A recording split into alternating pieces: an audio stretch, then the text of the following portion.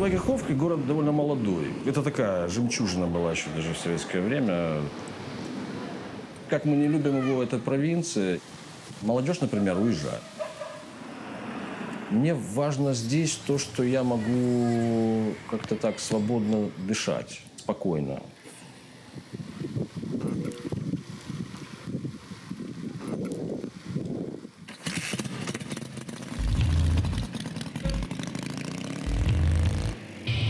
Я давно действительно музыкой занимаюсь, и предположив, что в Новой Каховке я буду жить и дальше, хотелось контекст, в котором я живу, немного освежить.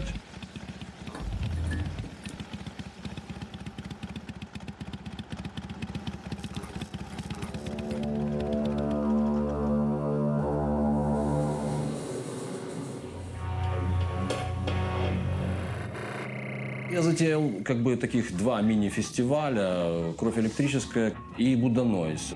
Большая часть поп-музыки работает сугубо на потребителя, который просто ее ест. Употребляет, потому что ему это готовят. А мы немножко пытаемся претендовать на что-то поинтереснее. Наши кассеты вряд ли могли бы быть продаваться в мегамаркете где-нибудь рядом с жвачками и конфетами. Эта работа немножко тоньше. Построения созданы не обязательно из нот, а из конкретно звуков, выхваченных из пространства и построенных в другом порядке, которые взаимодействуют в другом каком-то режиме.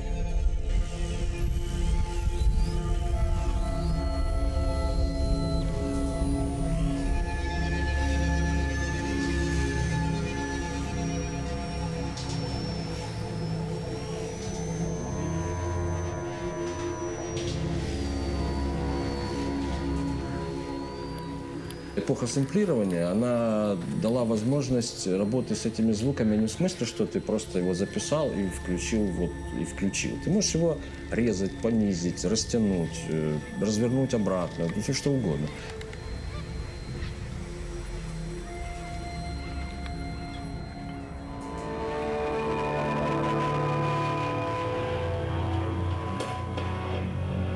Просто бесплатный вход.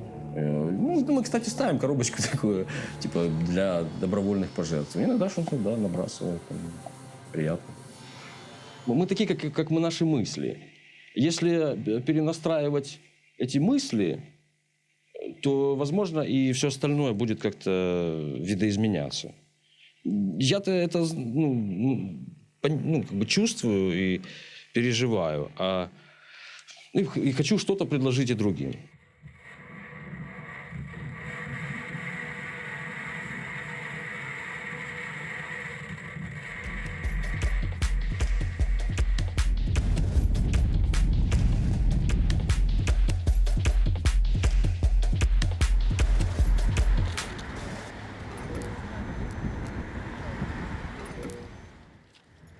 Не должен торгово-развлекательный центр быть основным местом сбора людей.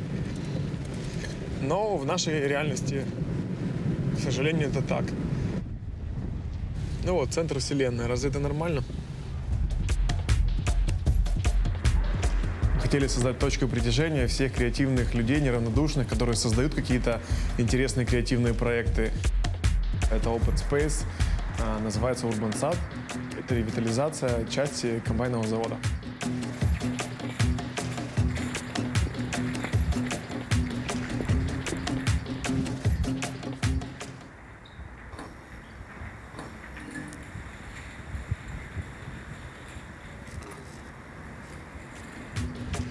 Мы собрали просто 12 человек, которые инвестировали по $1000, свои руки, свое время, свою энергию, свою любовь к городу, пригласили свою семью, друзей, знакомых, и мы сами собственными руками и мозгами создавали этот проект.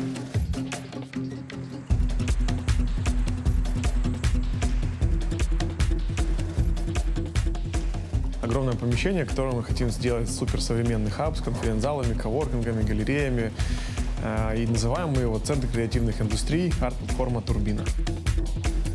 Мне трудно говорить о нем плохо, но сейчас состояние города, конечно же, не самое комфортное.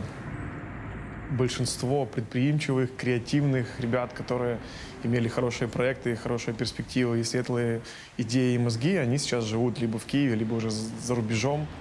Когда в городе проблемы с отоплением, с дорогами, с освещением, с безопасностью, бездомными животными, трудности в ведении бизнеса, то это все рано или поздно многих приводит к выбору. Мы точно так же стояли нашей семьей в 2014 году перед выбором, но пока ты не сделал все, что можешь, ты не можешь убежать, ты не можешь сказать о том, что где-то лучше. Всегда можно найти, где лучше. Но хочется, чтобы было лучше там, где тебе комфортно.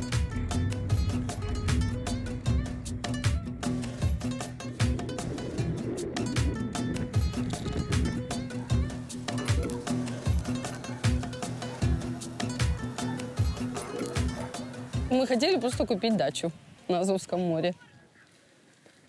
Стрелковая – самая южная точка Херсонской области. Объективно, здесь самое большое количество солнечных дней в году в Украине. Я поняла, что невозможно не использовать это место.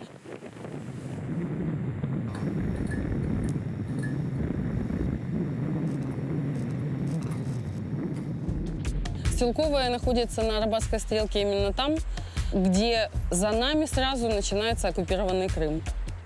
Для меня это на самом деле такой приграничный, южный, дорогой, родной оплот. Потому что как раз вот эта жизнь на границе, я всегда повторяю, на грани, это, с одной стороны, какую-то такую большую ответственность накладывает, наверное. С другой стороны, дает больше возможностей.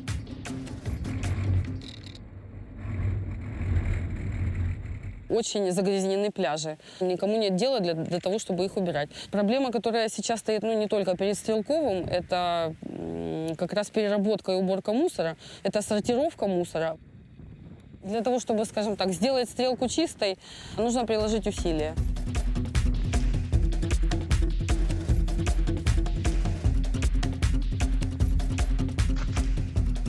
Самая большая проблема – это как раз донести до людей то, что усилия делать нужно.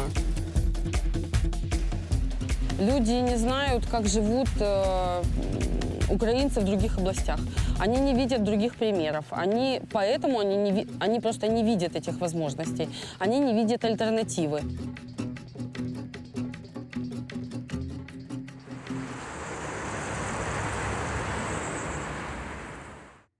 Первые гости у нас появились в 2015 году. Мы стали приглашать просто наших военных, которые приезжали после ранений. Они приезжали к нам на отдых с семьями. То, что люди уже имеют, то есть свой сельский двор, это является первым необходимым и достаточным ресурсом для этого. Достаточно добавить к этому только гостеприимство, радушие и немного внимания и чистоты. Первое, что мне хочется, и к чему я прилагаю, скажем так, больше всего усилий, это помочь людям увидеть. Люди ищут сейчас не чего-то универсального, что можно встретить в любом другом месте, а чего-то уникального и неповторимого. Дома были белого цвета. То есть, это просто объясняется тем, что здесь очень много солнца, очень жарко. Двери и ставни окон окрашивали в голубой цвет. Сохранить этот стиль, вот эти белоснежные стены и голубые ставни, это просто, для меня это уважение, это дань традиции. Это не значит, что каждый до последнего жителя села это поддержит. Мне достаточно тех, кто это понимает и поэтому в это верит. Вы знаете, когда говорят, если вас не устраивает среда, вы ее либо покидаете, либо начинаете ее менять. Вот я как раз сторонник больше второго метода.